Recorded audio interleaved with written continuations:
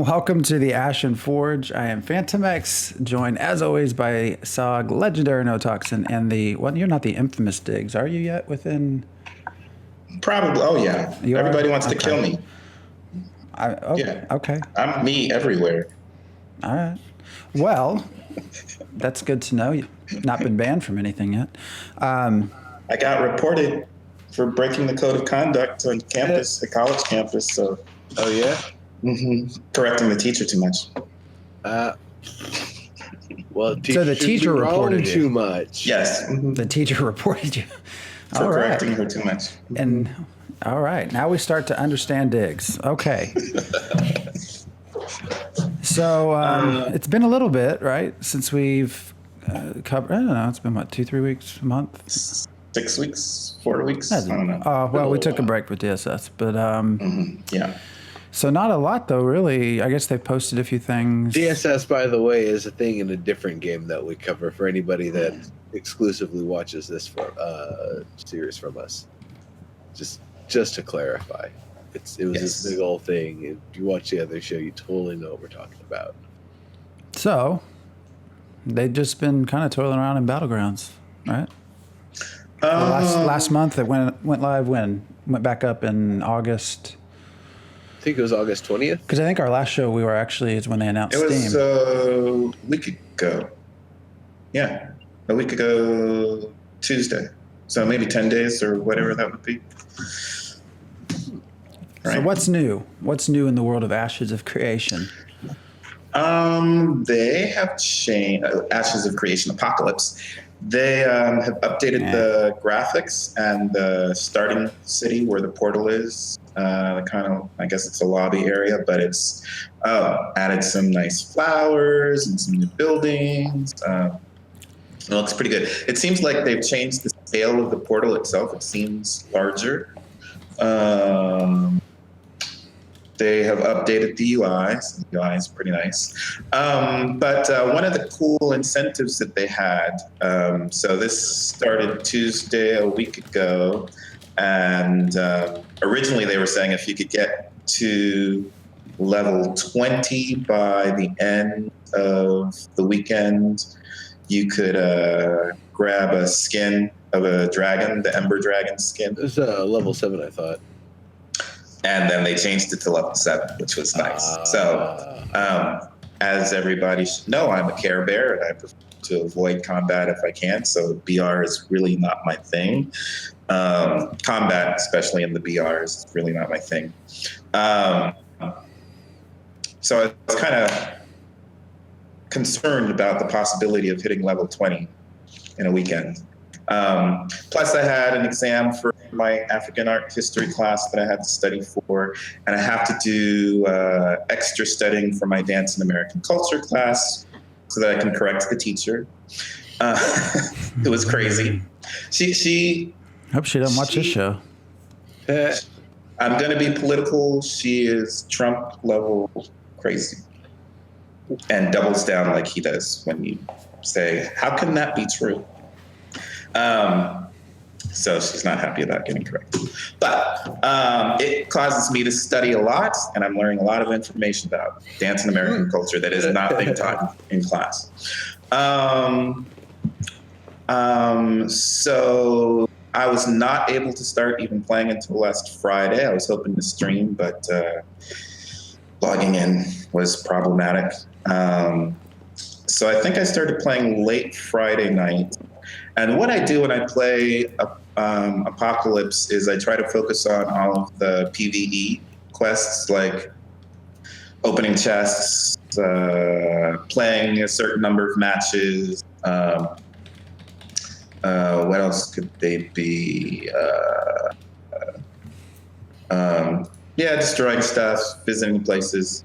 And by Saturday morning, I had completed all of the PvE quests, and I was up to level 4. So I thought I had one day to get to level 7, but that was going to have to be by killing people, or like you could kill people with certain weapons, or you could win a certain number of matches, which I'm unlikely to do.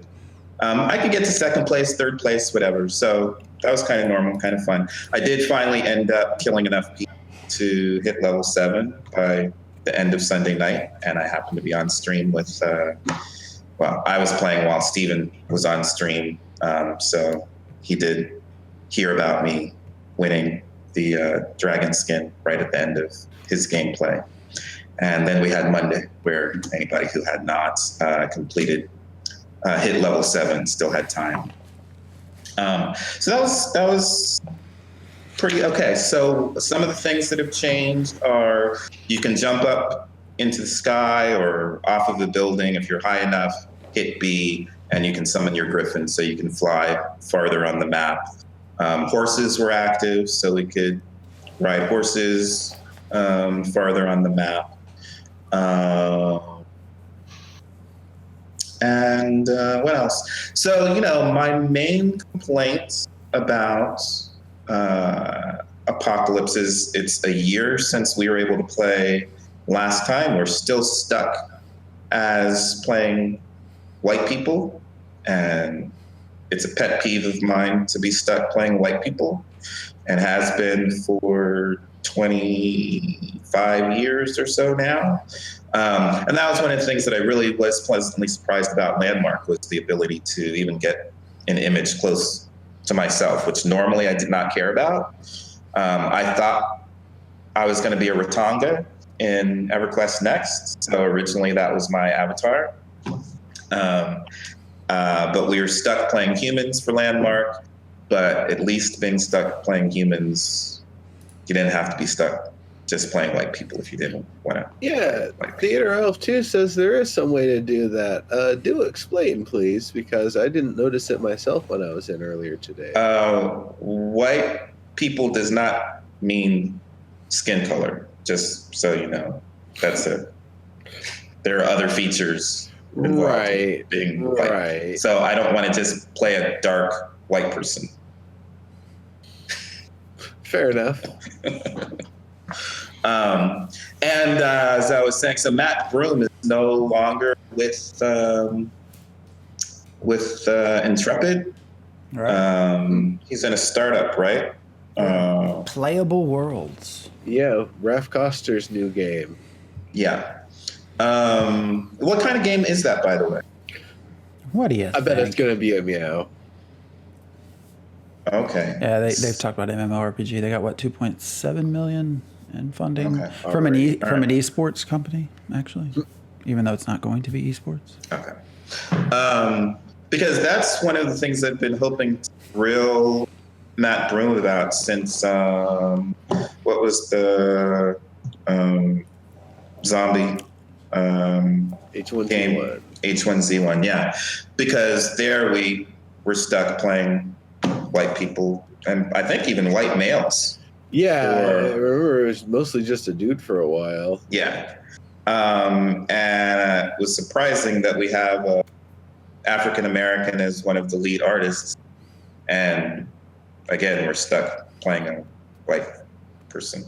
It would be nice to switch that up sometimes if you're not going to offer options. I don't know why the default always has to be a white person. But not just a white person, an ugly white person too. Like I never actually got into a match playing this game, but I was able to open up and look at the UI and see the options for like what outfit I put on, and I thought, if I'm going to be playing a superhero, I want him to at least look as good as I do in real life, and I don't think this guy looks as good as I do in real life. And I was like, what is going on? I want to be either, I want to be exaggerated, not like stupid, average, ugly dude. And you put on a different outfit that accentuates ugliness. I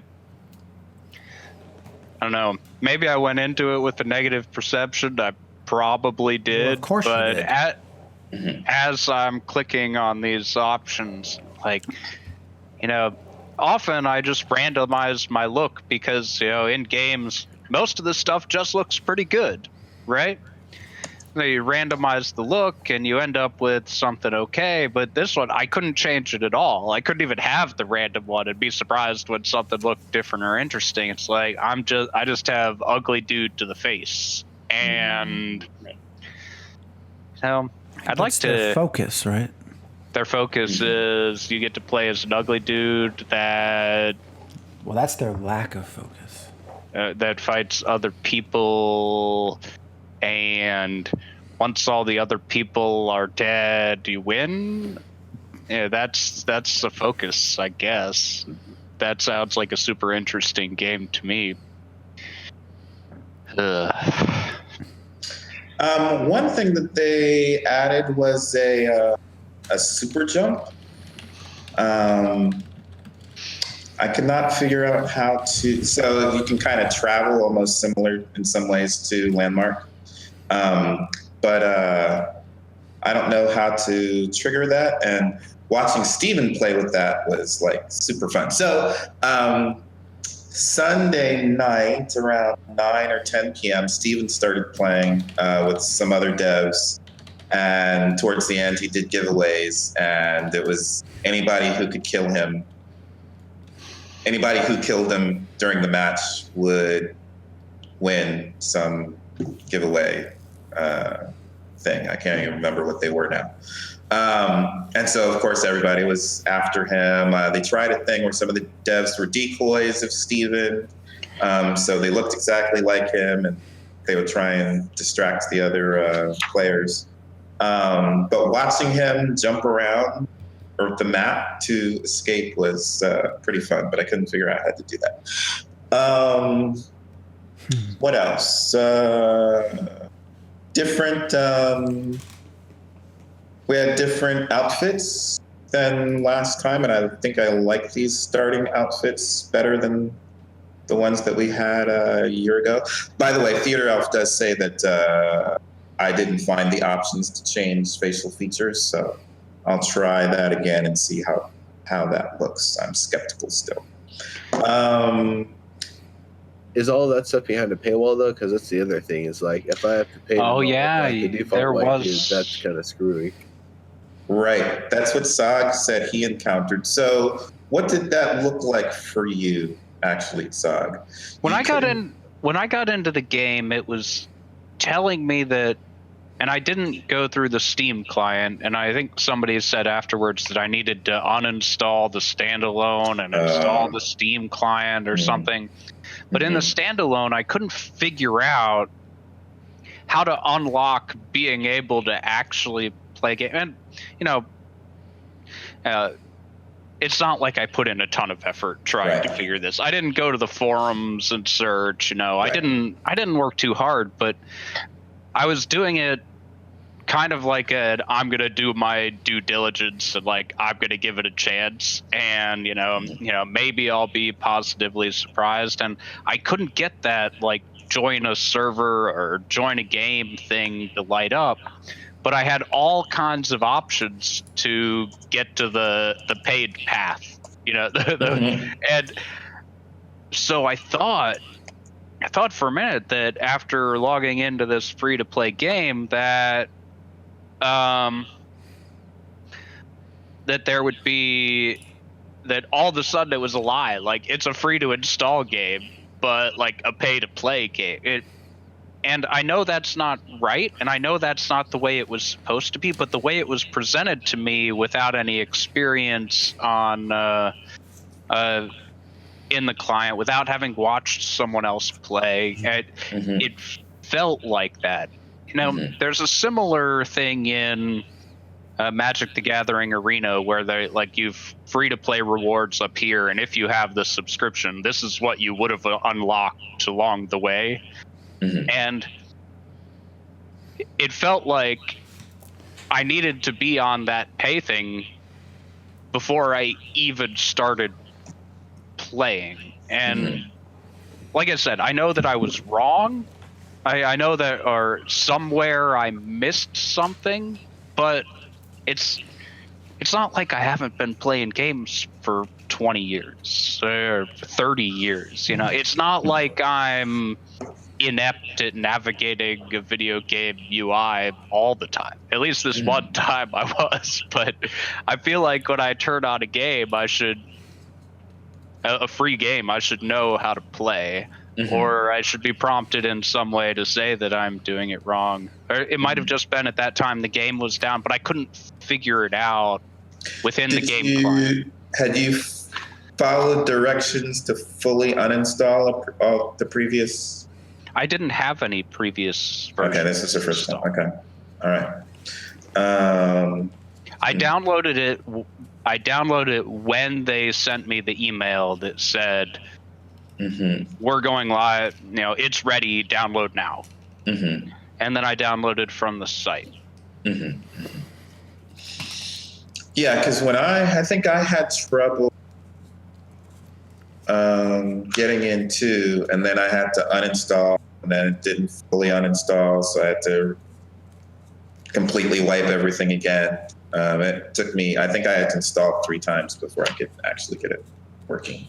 Oh yeah, I didn't have that. Yeah, I didn't have that kind of desire to play. Right, that's what I'm saying. Right. It was like I was playing because I felt like I should play, not because that was what I was desperate to do with my time. Right. The thing that I had for my installation experience, I had gotten one from the last time we played, many months ago, and that was labeled the Ashes of Apocalypse - open beta, and that I had preloaded. It said it was preloaded for all this time, and it wasn't until very recently that I realized, oh, that's not actually the client people are playing. It has all of the information as if it was the client, but when I tried to play it, it just says preload. And it was actually that I had to go download the one that's Ashes of Creation Apocalypse, not open beta, even though it is now in open beta. It's not the worst install a testing phase of a game thing that I've gone through, but this was packaged for people to play right now, and I kind of went into it feeling like, I played games when you had to install back when people actually made games in Hero Engine, where you had to install the debugging version of the Hero Engine dev client just to log in, and so that you could get all the right error codes to report the bugs. But I knew I was going into that as a software tester, and I was set up with all of the right tools to be a good software tester, which was fantastic. In this case, I went into it casually and walked out of it casually. Like, ugly guy, gotta pay to go in, later, I'm done. Yeah, because none of you played it, right? Oh, I played it. Oh, what did you think? So it's basically the exact same feedback as I had the last time it was playable back, before they brought things back up, when they had it, February or March or something, when they had the last test before. February, I thought. But... Yeah, something like that. So my feedback then was that I have no desire to go in and pick up a bunch of random weapons and flail around and hope I hit somebody until I die really quick and then have to be in queue. That's dumb. I don't care about that. That's not for me. My feedback then was, we need tutorial. We need something that leads us, gives us a chance to learn the controls in the environment. And then we need a place for shorter, smaller, encounters. I don't want this full, large space that requires everyone to queue. I just want to be able to fight with my buddies and be able to learn how the combat system works. So my my feedback just changes a little bit, which is I definitely want to see a local combat fighting arena sort of thing where people queue up for matches, they go in 1v1, 2v2, etc. And other people are just handling their own business in that space. Maybe there's actual vendors in UI and that sort of stuff. Specifically, so that way we get not just fighting in an open space, but a reason for people to not just be killing each other off and to stay in an open space for a concentrated period of time while being able to do the combat load testing, latency load testing stuff with, only a few combatants relative to everybody just being in the area, still moving around, still having a presence. I think that would be a much more fun way to do it, and being able to have short, tournament style things where, like, I don't know, 32 up to 32 people queue up or whatever. Top 4 people get tickets for the the next level of tournament. The next level of tournament is basically the embers buy it. It's like 100 embers to buy it, or you can use your one of your tournament tickets or something. And I think that would be a fun sort of thing. People can put a little bit in as a wager. The rounds will go quick, 1v1s, 2v2s, 4v4s, whatever it is you're queuing up for, and go through, have fun, earn a little coin. The entry fee can be instead of the house raking everybody's entry fee and then a diminished price pool being paid out to the top, because it's a video game and we can have fun with it or whatever. Make it that everybody puts in all of their prize pools, but the sum total of the prize that's being given is actually larger than everybody's individual investment. So that way, if everybody keeps on playing, keeps invested in it, they'll be able to roll up their investments and can have even higher level 250, 500,000 Ember tournaments, things to really scale it up, add more majesty, add more like fancy weapons, or a larger arena where you can actually use your griffins or whatever, stuff like that. I think that would be a lot more fun, a smaller, more intimate experience combined with a larger gambling. of viewers with gambling. Okay, so like I love gambling. So like when you say with gambling, I'm like, so we have this thing that might be kind of fun, if you get over the intro hurdles, and what would be make it really fun if we had something that's definitely fun on top of it. Like, let's just gamble with this so that it's fun. Like, rolling dice is not fun to just like roll dice and not even look at the number, but rolling dice and gambling on rolling dice, that's fun. So I guess I'm on board. I think it's kind of a cheap way to do it instead of like making the game itself fun, but like adding gambling in. All right, I'll buy it. Well, the gambling is just the fun part on the side. What I'm really looking at is more of the technical aspects combined with the ability to have like a limited social space and people being able to, queue up against specific opponents or random opponents, being able to kind of gain a reputation as a certain kind of fighter, really to be able to hone their skills as a certain kind of fighter or a certain kind of support or whatever. And people actually being able to fill into their roles instead of this random, like, you get what you get and maybe you get to respec into your favorite items or something, but it might be that your favorite items were the wrong thing for the situation anyway. So I feel like the amount of time it takes to play those VR matches and the, I would say, limited technical feedback relative to having a larger space where people are hanging out in, it gives a completely different angle for them to be able to work with going that way, as well as instead of going to the castle siege as the immediate next step, it's like, whoa, let's give this like social half step first, so that way we can get just a lot of people in a space at one time, and then we can actually look at having you guys fight in those a lot of people. That requires how many people. How many is a lot? Well, I just saw 130 something people watching Maggie play. She did get first place in the round I was watching while the show was going here, so congrats, Maggie and team. But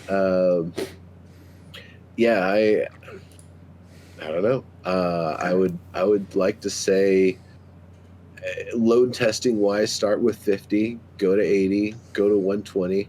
If you can get up to 250 and things are stable, then maybe actually you can have some shit flinging around and things exploding more than just in the limited combat space.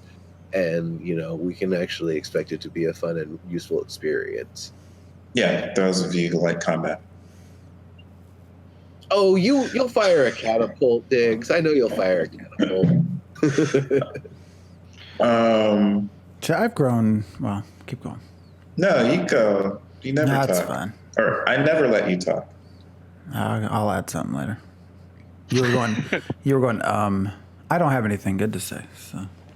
It doesn't have to be good. Say it. Well, no, just the comment of a lot of people. To have 250 requires actually having 250 people playing your game. Well, if they can gamble and they can have small duels and hang out in the space with other people, yeah, you might actually get 250 people to hang out. Because if people, anyone watching is in our Discord, you would have seen how I felt today. We've had 200 people in game before. When we last did a show is when I think it was when they started mentioning Steam, and part of what we talked about was sort of the potential downside to that. I'm just growing frustrated with the whole process. Like, I don't think this was needed. And this was part of what I was ranting. I don't think you were part of that, Diggs, on Discord. Oh, okay. I think back to Kickstarter. This game was not about combat. It was not about battlegrounds. What stood apart from this and why I backed this was nodes, the way they want to design the world. I don't think they will ever be above everyone else when it comes to combat. Right now, they're just trying to reach where everyone else is. No, they aren't. Yes, they're never going to be above. They're not going to be at the top for combat. I don't. They're not expecting to be. But then why are they spending so much time on this? You should know why from Landmark. And what happened to Landmark? Because it's easier to release a game with combat and get it into the hands of the players and testers than it is to create workable AI, and do all the and nodes and all that stuff. So you're going to have to wait for AI to be... It's been 2 years since they said they would have the third node. 2 years. They say they're waiting for that for all the map stuff. So, yeah. 2 years. Yeah. And they're struggling to put out a battleground. I mean, that's a networking issue. I don't care. Yeah. I mean, you knew it wasn't going to be 2 years, right? This is just, they do this. They obviously don't have enough player base. Or they didn't think they did. That's why they went to Steam. And so you look at Steam, and they peaked at 500 and something players concurrent back when their peak in the last 24 hours is 250. I was watching all day as they had I think they had 4 or 5 paid streamers advertising and playing, and it did not make that budge one bit of players on Steam. Now I recognize there's also more players to their own client, but you can see the Steam numbers. So this has gotten them an extra 200 players and a whole lot of negative reviews. Yeah, I don't care about Steam reviews for an early access game, but I guarantee you those reviews are why they're not getting more people playing. You might not. I might not. I just don't care. Yeah, nobody wants to play the BR. That's not the purpose of the BR. The purpose of the BR is to test combat, which is not going to be a. But they built a game mode with the thought that people wanting to play this as a BR would increase their test pool. And it didn't. No, they didn't. Then they would not have gone to Steam. Why open up Steam? Well, now they went to Steam in order to increase their test. Yeah, but that's not why. And it didn't work because nobody cares about it. It's not. Well, why would we have BR? So we could test action combat. Why would we need anything other than a room? Well, I wouldn't play that. I feel But we're the not same way playing, about right? it. We're Yeah. testing. For me, the battle royale modality was probably the bigger problem than anything else. If it was more of a small limited arena sort of thing, I think you'd actually have a lot more people playing. It'd be a lot more interesting to people. Honestly, if it was, the combat system they intended it to be, but closer to like a, Unreal Tournament map or something for 32 people and similar objectives, because you can build them in a lot easier in a small space like that. Hell yeah, I would be playing a lot of that. Yeah, I It- didn't play Unreal Tournament, so I don't know. I mean, it's, and now they're stuck. It's a constant. Discord is a constant ping of servers coming down, servers coming up, servers coming down, servers coming up. It's a constant back and forth that they're stuck having to create a game now. They're creating a separate, now it's testing. They're creating a separate game, and they're stuck in that they can't say, "Oh, well, we're not going to actually do this now," and focus on something else, because then who is going to believe your proclamation of "I'm going to, revolutionize the mmorpg genre" if you can't even put out a battleground Well, I mean, come battle on. royale that everyone else has done with every don't other even have single to- game? Why would you say that when we already said that with their website? That's the first thing we said about their. I mean, you're first not helping website. me here. And I'm just saying, you're talking about. I mean, that has nothing to do with the BR. That's anything that they've done, including starting with their Well, it first has everything. website If they, and their second website. they are forced into creating a well-made game. Otherwise, who's going to believe that they could ever create something as massive as they want to do if they can't create a one-map battle royal game? How long has it been since? When were Castle Sieges promised? And I know everybody's going to get the MMOs, RPGs take a long time to make, blah blah blah. I mean, they're using obviously, Unreal. They have assets. No, for me, it is definitely reality versus expectation, because we have no idea what their engineers are actually doing and what they're being asked to do. The reminder that Steven isn't necessarily the most well-versed game developer. I have no idea what amount of time it has to be spent to make sure that he understands what is possible relative to engineering, time, and all that sort of stuff. Or if he actually doesn't care and it's just like, well, just get it done and it takes as long as it takes. And I understand. April 2017 was the last Nodes video. Installing the game through uninstalling and installing through Steam, it does allow me to click the play button now. But previously, I know I was hitting the hiccup before was that it was saying region selected 0, and it wasn't doing anything when I clicked on that. That was where I couldn't. And then the play button was grayed out, and when I clicked it, it said no region selected. I had no way to select a region, so all I saw, the only things that I could click on the page were you should buy this items, like this book 1, the Exodus unlock, or whatever. Like I don't like to click these things without fully understanding them and without playing at least once. But that was what I ended up doing. Yeah, you are purchasing Compendium Season 1, the Exodus, for 100 No, I don't even have any embers. I'm not doing that. This is not a thing. Like on this page, as I logged into the game, the one button that I wanted to press was grayed out, and the other buttons that I potentially could have used to get there, fine. But all of the buttons allowing me to buy things were and now, I guess, now that it works, I have to actually try to play the game so that I could have feedback on the game. Or at least, I am a little bit interested in how the combat feels, because, one of the, depending on what path I would choose if I were playing the game, enjoying the mechanics of doing it, whatever that is important. And like in Landmark, the problem we had was the combat was terrible. Like, we finally got combat, and it was clunky and not fun. I don't know. I wasn't really searching for combat in that game, but in... I was just thinking, it's a builder game, so... Yeah.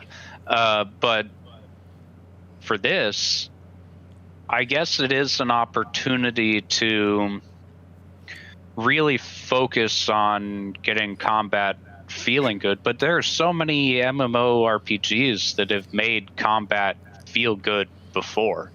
And like a game that they're going to be competing with for wanting to be a... I do think they're trying to compete at the higher end of combat playability with this, and with Air coming out, these guys made Terra. They know how to make fun MMO combat. You know, they're if what you want is fun action combat in an MMORPG, I mean, you put your faith in Air in my mind. But I'm willing to give it a shot. It would be pretty cool if it's fun. It'll give me something to do, and I'm still looking forward to the actual MMORPG if they can do it. I mean, I have money invested. I want it to go somewhere. I think this was just a bad decision. Yeah, I'm still just waiting for Sieges. Just give me Castle Sieges so there's some direction to it. But that's part of my But if point. if the base combat isn't ready and they needed to be tested, why throw in siege equipment? Like, I want to know that when I'm fighting one or more opponents, that actually doing it, you know, doesn't feel clunky. I feel engaged in the action of doing it. Like, I remember my first time playing Arcade in beta.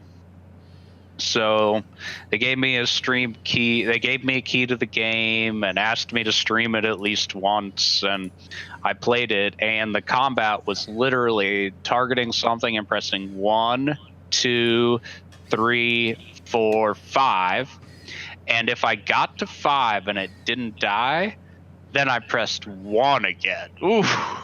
And I never got, like, after 15 or 20 levels into the game, I never got to the point where I felt engaged, because combat was literally 1, 2, 3, 4, 5. But I've played other games with similar mechanics that somehow I did feel engaged in it. So I'll give it a shot. I'll have something more to say, but I tried to I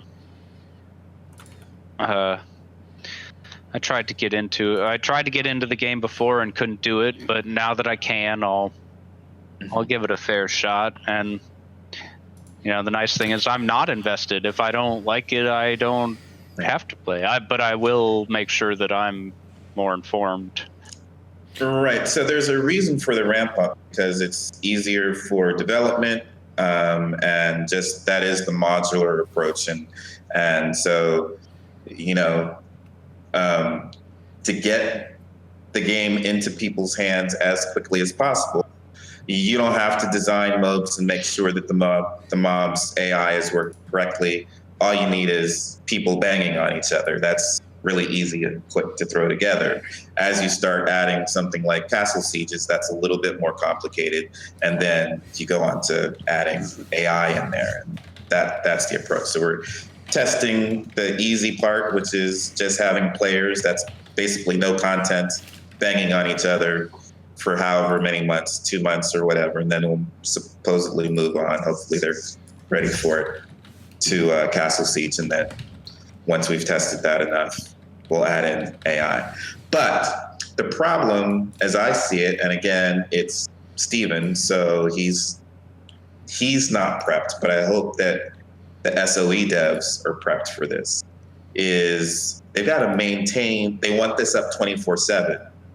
And That's the problem. Not even trying to make the combat, just making sure that they can maintain the servers up for 24/7, and that does not distract from other development, because I think that was the downfall of Landmark, is having this game and making sure that it's getting monthly updates and adding new stuff and keeping it active 24/7. Well, I think Apocalypse now has to have monthly updates and has to be maintained Right. like that. There's Right. no it was released as a standalone product and it has a cash shop associated with it. Not maintaining that, it's just wrong, right? That's the wrong decision. Not necessarily. So I hope. So one of the things that I liked about what they did is I liked that they actually took it down for 7 months, which Landmark probably should have done. If it's not working or you have a problem, don't keep trying to fix. Just take it down for 7 months and then come back, because then that would have given people time to work on the mmorpg potentially. So I wouldn't mind them taking it down in 2 weeks if they felt the need to do it. I don't think it necessarily needs to be up. Even if people bought outfits and even if people, are spending money on. Yeah, they can be there when it comes back. Yeah, okay. You don't necessarily lose anything just because it's not up 24/7. I figure once it goes down, then you're run the risk of whether it comes back up or not. We're at 4 years. We're at 4 years, still trying to pin down combat. Get a functional battle. Is it 4 years? 2015, right? Mm-hmm. I thought it was 3 years. I'm pretty sure it's 4. It was towards the end of 2015, but I'm pretty sure it was 2015. So we're 4 years. Got a nice looking studio. Got a good amount of people. But we're still having a hard time with combat, networking. Now they're also trying to get a standalone game going that they're going to have to maintain. I think it was the end of 2015. December, yeah. So that's why, yeah. Which we're now in October. So 4 years. Okay.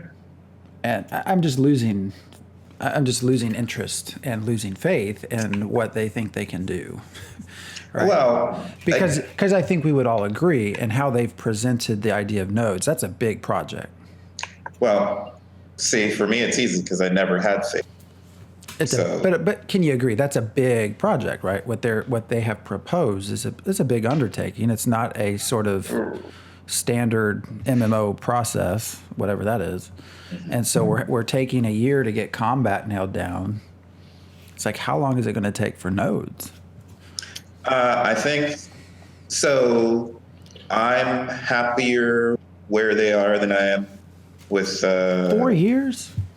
But isn't Chronicles of Illyria. I can play Ashes of Creation something. You could run around and you could play pre-Illyria if they would let you. I can't. They're smart enough to not let you.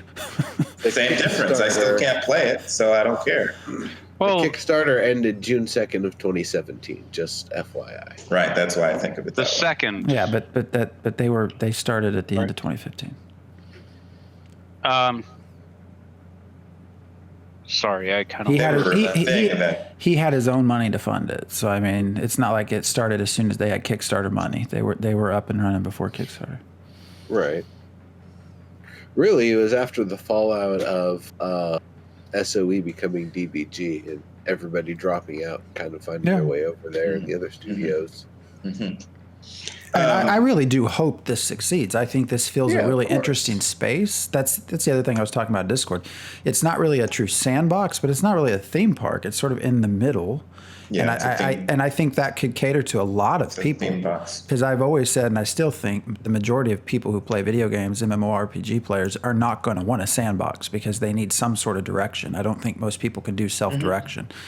So in that sense, I do think this has the potential to fill a spot that a lot of people would like because they have direction to it, but they also have freedom to a degree to change things. So, but part of the nice thing about having this from the positive side, the nice thing about having this standalone, the map is static, like all this is about is working on combat, is that it gives something user facing while other members of the team are able to work on map generation and making sure that the node system works and all of these other things that aren't reliant on how characters interact in that sense, as long as the map, the mutable map with the nodes and everything in the MMO shares the same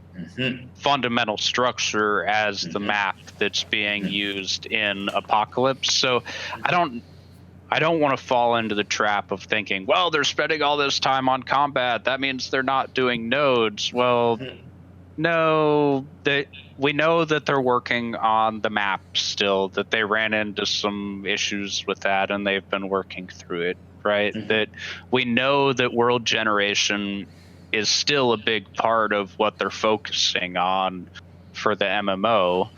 And, getting some kind of iterative user feedback on combat in some way is a good thing, especially if they're not the most experienced at doing that in the past. So being able to iron that out, being able to get something in front of users, being able to figure that out is great. Where the negative example recently was Anthem. So, BioWare has a great history of spending a whole lot of time speccing out what they want a game to be, a single player game to be, and then basically in the last 3 months cranking all of this stuff out and launching it, right? Spending years on design and planning and doing that. And then they applied this concept to a multiplayer space where they did the same thing, and then they launched the game and users weren't happy with the multiplayer experience of it. And there's a really interesting article put out by CEO of Tryon, Scott, somebody help me with his name, but anyway, he was saying that in his experience of putting out multiplayer games, that the most value, Scott Hartzman, and that in his experience, the most valuable thing that he could have that you can do in building a multiplayer online game is to get feedback from users very early on and very quickly, and that you need to be able to not extend your development timeline while still being able to get user feedback and iterate on that.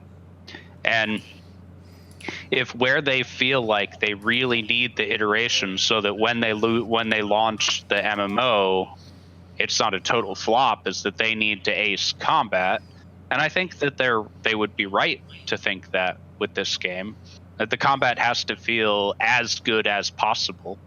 That getting user feedback on that now, but I don't feel like it doesn't feel like a test, and that's the that's the counter to what I'm saying. It doesn't feel like a test. Well, that's what. And the last thing I will say is basically that they didn't need to release Apocalypse and go onto Steam in order to get the feedback from combat. They have a user base that is very invested in what they're doing. They clearly did not get very many players out of Steam. They should have kept this internal. The way I see this is we all know Steven is a PvPer. That's what he's always done.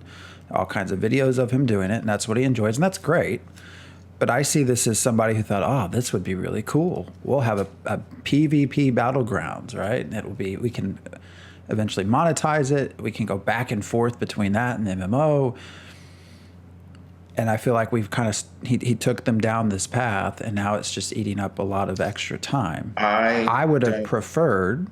I'm not the developer, so it's none. I don't get to say, but if it had been left in house, because now they have to maintain something. So rather than saying, you know what, we got a good amount of feedback. Y'all provided us great feedback on combat. We're going to go offline now for 6-7 months. You know, we might come back with Apocalypse. We might not. We're gonna see where we go next. Maybe we test crafting next. They can't do that now. They have to keep a game running. They now have real time. They now have user reviews. They have to keep that moving along. And I just wish they hadn't done that. That's all I'll say. Well, I doubt that it was Steven who convinced the dev team. I think it's the Daybreak dev team who convinced Steven, because this is the rationale that was used for Landmark. And for H1Z1, Right. where they took what was on paper a complex AI-driven survival experience, and then as that wasn't really taking and there were issues with it and they didn't necessarily want to just rip features out of it, they launched something totally separate, which was the H1Z1 Battle Royale, and that became the main game. Fortnite did something very similar, except I think that their survival version of Fortnite had more potential, but the Battle Royale took off when they made that switch. Say, well, we work on all these features, and the trend in the industry, partially because games just devolve into Battle Royale, is that people got used to playing Battle Royales, and it's become this genre of its own that kind of merged from something that was actively designed with the Arma 3 mods, and it's been a type of game mode for as long as there have been online games of last man standing kind of stuff. But it amazes me actually that such a stupid win condition has become one of the most popular types of games to play in the world.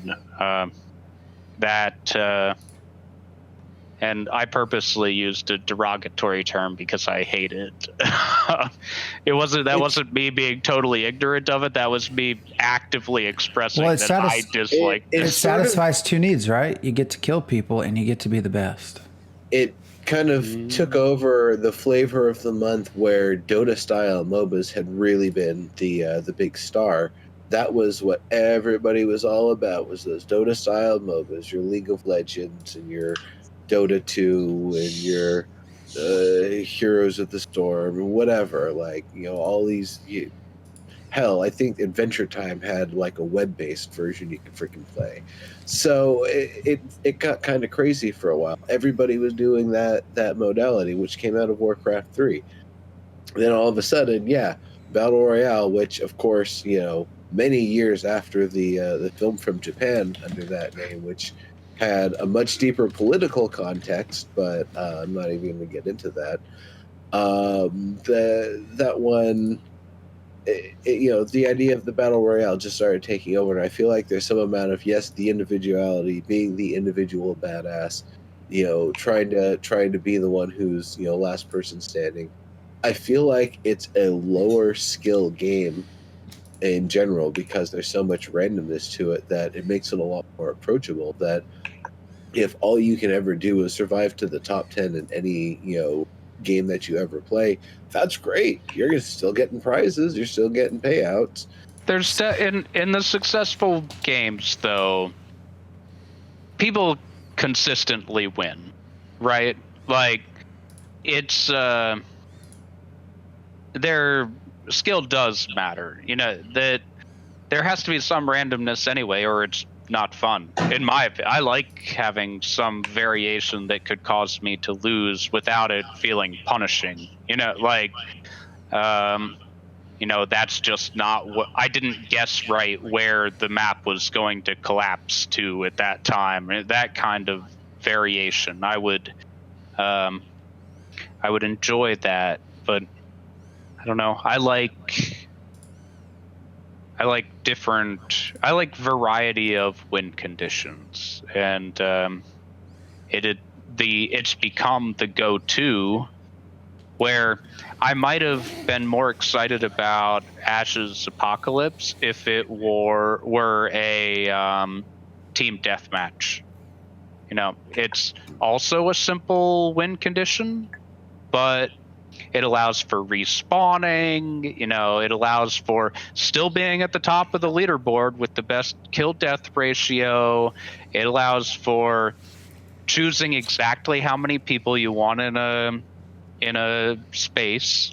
I think that team deathmatch would have been also provided another venue for learning group strategies.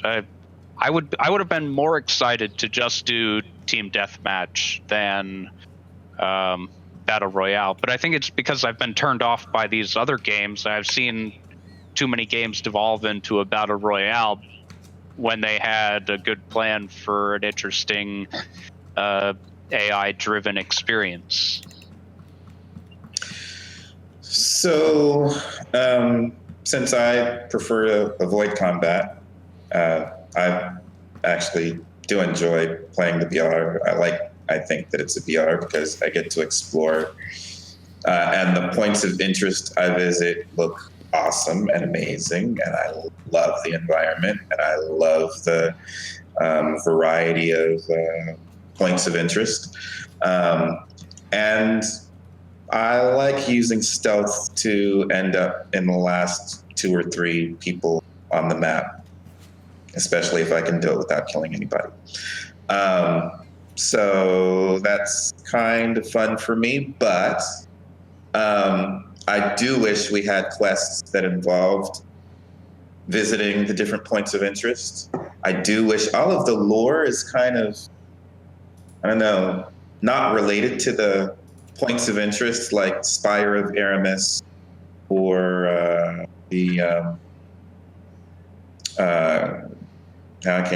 Casimir Keep.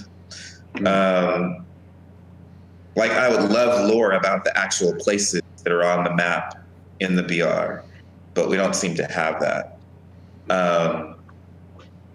And I wish that they would add crafting. So I like to hide out in buildings for a while. It would be really cool if I had something to do in those buildings besides just wait for the storm to move.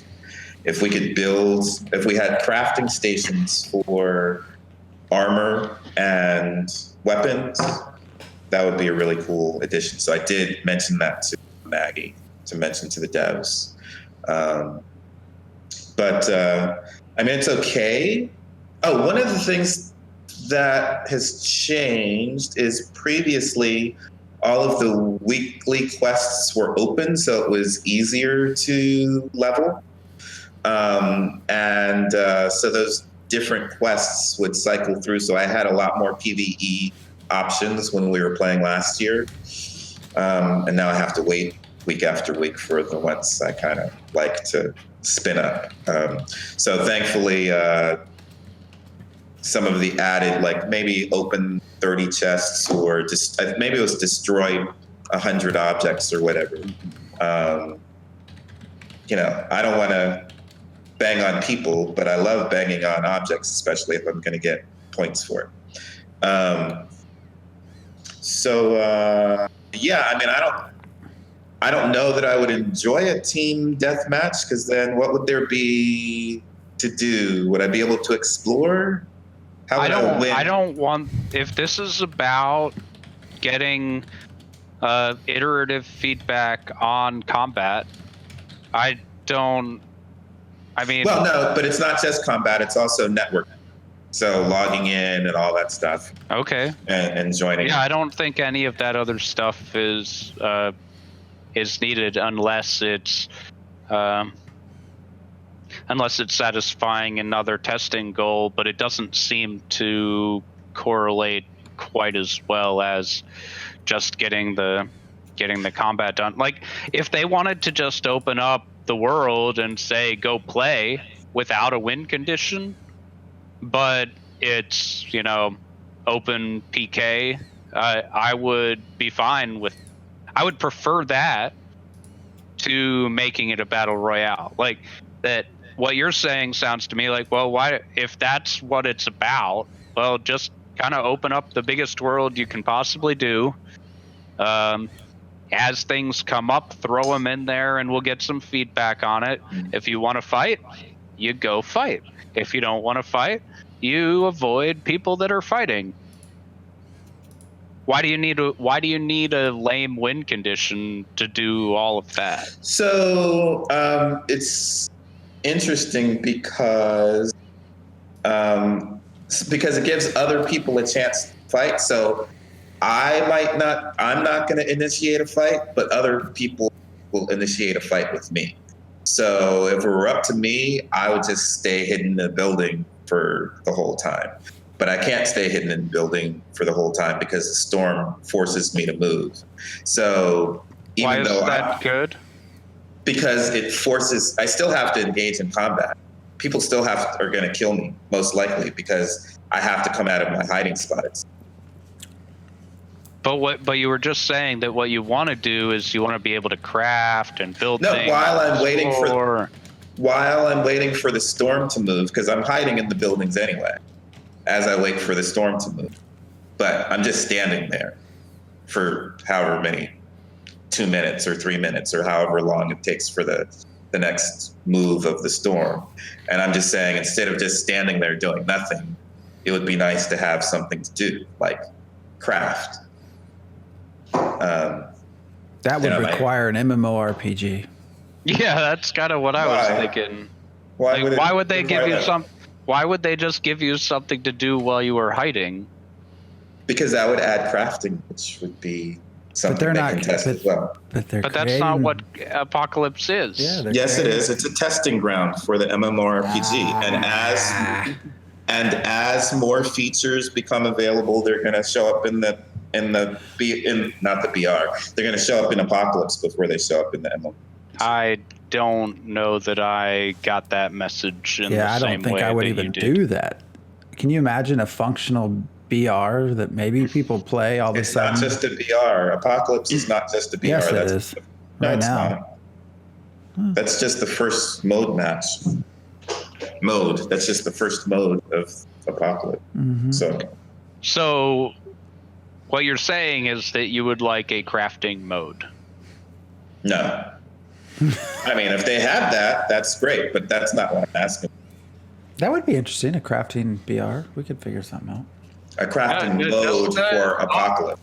We'll have open Ashes of Creation farming, and Phantom X could be a farmer now. That's part of my point, and that's why I'm thinking about crafting something to do in the BR mode. But I like that too. I don't see them doing that. I don't see any of these things happening either. Like, they're interesting ideas, but at that point, why not just open up a map and start as you get things, throwing them in with updates? If you're gonna do that, why not just launch the MMO as it is now and say, well, right now we're just leaving it open PK because we need people to be able to fight.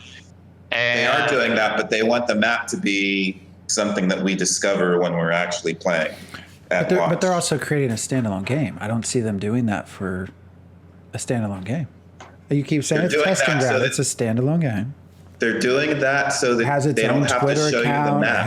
It has all that separate. So. Because they don't want to show you the map. The map. Their point is that they want you as much as possible. Apocalypse has 210 or something followers. Yeah, Twitter. that's all you need. They want the MMORPG map to be something that we discover at launch as much as possible. They want to wait as long as possible for us to experience the MMORPG map. So we have a separate map.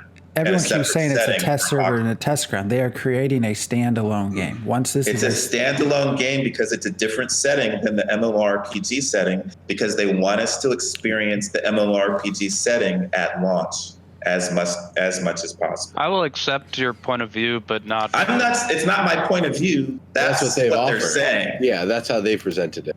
Yes. Oh, I didn't get that feeling. I may need to read something different. That's literally what they've stated. So, I mean, you guys aren't following the game. No, but I at least remember. Apparently for a reason. I'm just because that just sounds different stupid. Time in a different place. Just I mean, it is. I'm going to create. I haven't listened to Steven talk about it. but I've read the things that have come out about Apocalypse, and it reads like this is a standalone game because we're making a BR because we want to do that. It's actually brilliant, right? It's a brilliant strategy to introduce microtransactions and get a cash shop to apparently a test server. Right, because they want the funding for the MMORPG before the MMORPG. Well, we are 12 minutes so over. that people aren't We upset are going to have to end right here, MMORPG Diggs. money on the BR. So, Well, Right. yeah, I think the monetization of the BR and that sort of stuff we can definitely talk about the next go round here. I just think you have issues if you're calling it a test server and you're going to monetize it separate from what you're actually creating. Why are you so binary? All right.